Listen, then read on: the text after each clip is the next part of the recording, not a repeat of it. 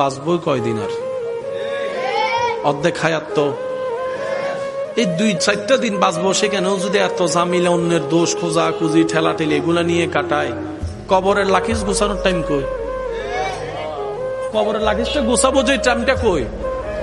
কামাই আমরা 10 টাকার সওয়াব, বাকি কইরা রাখি 100 টাকা।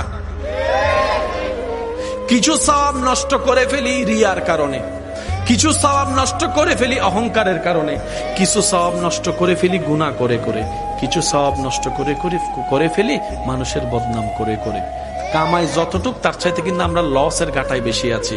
হিসাবটা টাইম দিলে দেখবেন আমরা মাইনাসের কোটায় আছি, মাইনাস 1000 টাকা পাবে মনে হয়, এরকম একটা অবস্থার মধ্যে আছি।